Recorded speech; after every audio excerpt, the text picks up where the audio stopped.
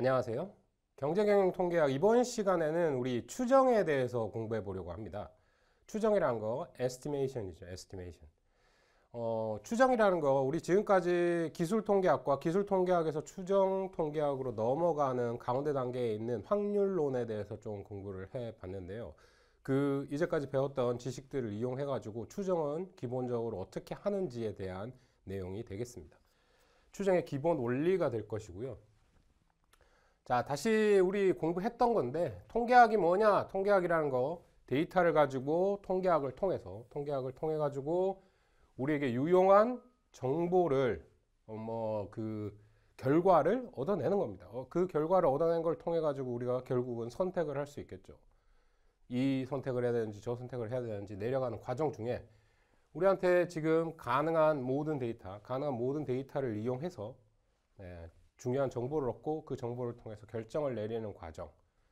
경제학이나 경영학에서 중요하게 생각하는 거 선택에 달려 있는 거죠. 그 선택을 하기 위해서 이 전 단계 통계학이라는 부분이 정말 중요한 역할을 하고 있다. 이런 부분 소개시켜 드렸는데 그 전체적인 과정 속에 있는 그 통계학이란 과정 속에 있는 거 기술 통계학 그다음에 이제 추론 통계학이 되겠습니다.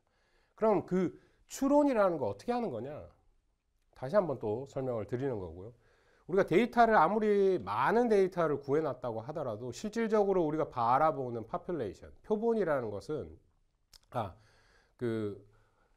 population이라는 것은 모집단이라는 것의 모든 정보를 우리가 알 수가 없습니다. 물론 이상적인 경우에는 그걸 다 알고 있다면 아주 좋은 경우이지만 현실적으로 아주 불가능한 경우가 많다.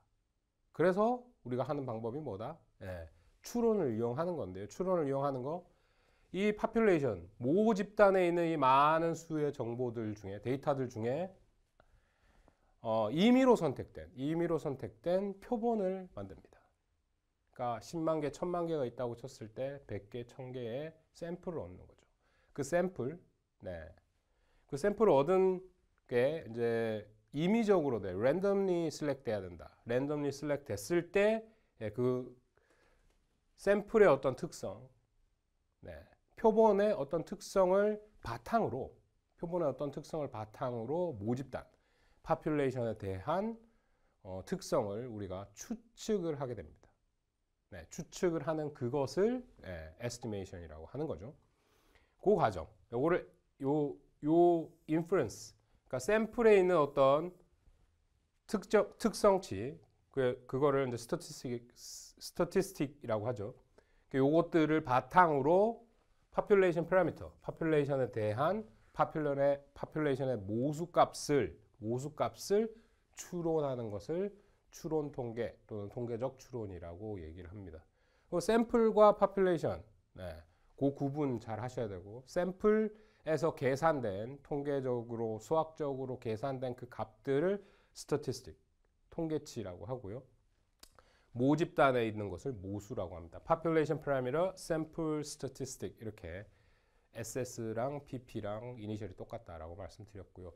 그 과정을 우리가 하는 거죠. 그 과정을 하는 건데 이제 지난 시간에 우리가 했던 거는 요 인프런스를 제대로 하기 위해서 샘플의 특징, 샘플의 요 스태티스틱스의 어떤 확률적인 평가들, 확률 분포라던가 이런 거에 대해서 살펴봤는데요. 그 특성들을 이용해 가지고 population을 어떻게 추정해내는지, inference 하는지, estimate 하는지에 대한 내용이 되겠습니다. 첫 번째로 우리가 살펴볼 거는 추정의 개념입니다. 그러니까 estimation이 어떤 건지 한번 개념에 대해서 살펴보자라는 거죠. 추정의 목적. 그러면 우리가 추정을 하는 목적이 뭘까요? 목적은 표본 통계량, 샘플 스태티스틱이죠. 샘플 스태티스틱에 기초해 갖고 모수의 근사값, 모수 파라미터의 근사값을 결정하는 것이다. 모수의 근사값을 추정해내는 것이다. 그래서 추정 통계, 그렇게 되는 거죠. 표본 평균 X바는 표본 평균입니다. 그렇죠? 표본 통계량이에요. 표본 통계량 중에 여러 가지가 있겠지만 그 중에 가장 많이 쓰이는 거, 그 다음에 가장 처음으로 우리가 공부하는 거 X파입니다. 평균이죠. 표본 평균. 표본 평균을 이용해 가지고 모평균, 미우를 추정해야 한다. 이게 예시로 쓴 문장이 되겠습니다. 추정은 어떻게 하는 거다? 표본 평균, 표본 샘플 스태티스틱을 가지고 population parameter를 estimate 하는 것이다. inference 하는 것이다. 이렇게 이해하시면 되겠습니다. 확률 변수 표본 통계량은 모수의 추정량이라고 부르고 요거를 estimator라고 부릅니다. estimator라고 부르는 거고 그 값을 estimate이라고 합니다. 모수의 추정치, 치라고 들어있는 값을 얘기하는 거고요. 추정량 해서 estimator 그 자체를 얘기하는 거죠. x바가 추정량이 되는 거죠. estimator가 되는 겁니다. estimator가 뭐다? 모평균을 추정하기 위해서 쓰이는 요거 표본 통계량 x바 이게 estimator가 되는 거죠. 다시 문장을 예로 들면 표본 평균 x바는 모평균 뮤의 추정량 estimator이고 주어진 표본으로 계산된 표본 평균의 값은 추정치죠. 그러니까 estimate이고 이건 estimator라는 겁니다. 모평균을 추정해내기 위해서 여러 가지 estimator가 존재하고 그 여러 가지 존재하는 에스티메이터 추정량 중에 가장 좋은 게 표본 평균으로 알려져 있습니다. 그 부분에 대해서는 또 설명을 드리도록 할게요. 여러 가지 추정량이 존재할 수 있습니다. 에스티메이터라고 하면 뮤 값, 그렇죠? 모평균 값을 추정하기 위해서 우리가 샘플에서 얻을 수 있는 정보들 또는 샘플을 통한 표본 통계량들은 엄청나게 많이 존재합니다. 뮤를 추정하기 위해서 여러 가지를 쓸 수 있습니다. 근데 그 중에 이제까지 알려진 바로 x바가 최고다라는 거죠. 표본 평균이 최고다. 그래서 표본 평균, 모평균의 추정량이고 그때 값, 모평균의 추정치가 된다. 그러니까 표본 평균 값이 10이었다. 그러면 10이 그 추정치가 되는 거죠. 그렇게 이해하시면 되고요. 추정량과 추정치에 대해서 설명을 드렸고요. 그럼 추정을 할 때 추정량이라는 거, 에스티메이터라는 거 두 가지로 분류해 볼 수 있겠다. 카테고리는 포인트하고 인터벌 요걸로 두 개 구분한 건데요. 포인트와 인터벌입니다. 점 추정, 구간 추정. 자, 이 두 가지로 나눠서 설명하는데 사실은 뒤에 나와 있는 구간 추정량을 주로 씁니다. 주로 써요. 근데 이제 어떤 개념이냐를 한번 보죠. 두 가지 종류의 추정량이 있는데 에스티메이터가 있는데 점 추정량은 바로 이런 그림을 연상할 수 있고 구간 추정량은 이런 그림을 연상하면 되겠습니다. 점 추정량보다 점을 딱 찍어가지고 얘기를 하는 거죠. 주로 우리 뮤를 추정하기 위해서 x바를 쓴다고 했는데 x바 값은 하나의 값이죠. 하나의 값. 점으로 존재합니다. x바는 10, x바는 20 이렇게 그쵸? 표본 평균 값이 하나로 존재하죠. 그 값을 그대로 추정량, 에스티메이터로 이용하는 거 그게 점 추정량이 되겠고요. x바가 요 가운데 있어요. x바가. give and take라고 하는데 플러스 마이너스 어떤 숫자를 이용해 가지고 모 평균이 요 인터벌 안에 요 구간 안에 들어올 확률까지를 보고하는 거 그걸 구간 추정량이라고 합니다. 자, 구간 추정량 안에는 점 추정량이 들어있죠. 포함되어 있는 겁니다. 근데 왜 요 구간 추정량을 써야 되는지에 대해서 한번 또 고민해 보도록 하겠습니다.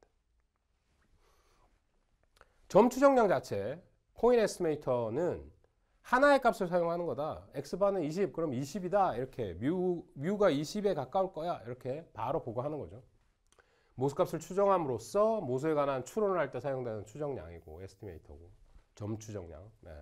포인트 에스티메이터는 에스티메이터 중에 하나죠. 그 카테고리 두 개로 나눴습니다. 그래서 이 점 하나를 딱 보고를 하는 거죠. x바가 10이었으니까 뮤가 10일 거야. 10 근처에 있을 거야. 이렇게 얘기하는 거죠. 근데 여기 점 추정량의 문제는 뭔가? 우리가 연속 확률 변수할 때 이런 얘기를 드렸습니다. 그렇죠?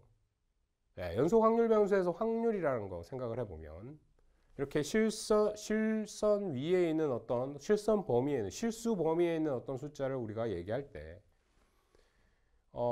그 구간이 마이너스 10에서 20이었다라고 치고 그 중간값 그 계산을 해봤더니 뭐 고루고루 좌우대칭으로 분포되어 있어가지고 그 가운데 있는 어떤 숫자가 그 표본 평균이 될 수 있겠죠. 그 값을 구했는데 거기 그 값이 정확하게 일치할 확률 계산해 보자 라고 생각해 볼게요. 그 확률이 뭘까? 자, 연속 확률 분포에서의 어떤 한 점에 대한 확률은 뭐였죠? 0이었습니다. 자, 왜 그렇다고 그랬죠? 원래 넓이로 확률을 계산해내곤 하는데 점이라는 것 자체가 길이가 밑변의 길이가 없기 때문에 아무리 그 자체 내에서 주는 어떤 높이는 있다고 하더라도 그 넓이를 계산해낼 수 없다. 그러니까 확률이 존재하지 않는다. 확률이 0이다. 자, 그러면 이 점 추정량을 보고를 했어요. 그럼 이 점 추정량이 모수값일 확률은 얼마일까요? 0입니다. 그렇죠? 그러니까 지금 우리가 하고 있는 거는 이런 연상을 하는 거예요. 샘플을 모았어. 샘플을 모아가지고 샘플에서 통계치를 구해냅니다. 스태티스틱스를 구해내죠. 그 구해낸 샘플 가지고 모집단, 우리 랜덤하게 뽑아왔던 원래의 집단, 그 모집단의 모수값, 모집단의 모평균값을 예측을 한번 해보려고 하는데, 그 과정이 statistical inference입니다. 어떤 한 숫자를 딱 집어가지고, 물론 수학적으로는 가장 에스티메이터 중에서도 가장 좋은 에스티메이터인데, 그죠? 표본 평균이 모평균을 추정하는데 가장 좋은 겁니다. 이제까지 알려진 바로는. 그래서 그 점을 딱 얘기했더니 그게 맞을 확률은 0이야. 수학적인 의미가 크지 않다. 물론 직관적인 어떤 언저리쯤일 거다라는 이해가 있다면 그래. 그 표본 평균값은 어느 정도에 와 있구나. 무엇이구나. 10이구나, 20이구나 라는 거를 이해하면 그것만으로 충분하다 이겁니다. 근데 이제 점 추정량을 그냥 단순히 보고하는 것이 위험하다. 점 추정치는 모수가 아니라는 거 확실하다. 모수가 아니라는 것이 확실하다. 이게 뭔 말이냐? 연속 확률 변수, 어떤 한 점이 가질 확률. 그 점에 딱 떨어질 확률은 0이다. 그렇죠? 표본의 크기의 증가에 따른 정보의 양이 증가한다는 사실을 반영하지 못할 수도 있다. 자, 우리가 그 다음에 이제 샘플에서 얘기하는 바, 샘플 사이즈, 그 표본의 크기가 커지면 커질수록 우리의 에스티메이터 또는 에스티메이트 그 추정치 그 값이 점점 더 모평균값, 모수값에 가까워집니다. 그런데 점 하나만 보고 하면 샘플 사이즈 뭐 이런 거에 대해서 전혀 고려가 없다. 더 이상의 정보가 없다. 그냥 점 하나를 보고 하는 것이다. 그렇죠? 확률적으로는 또 그게 맞을 확률은 0이고 다른 정보들 우리가 더 많은 정보를 하나의 문장에 담을 수 있는데 보고할 수 있는데 점 하나만으로 충분하지 않다라는 것을 보여주고 있습니다.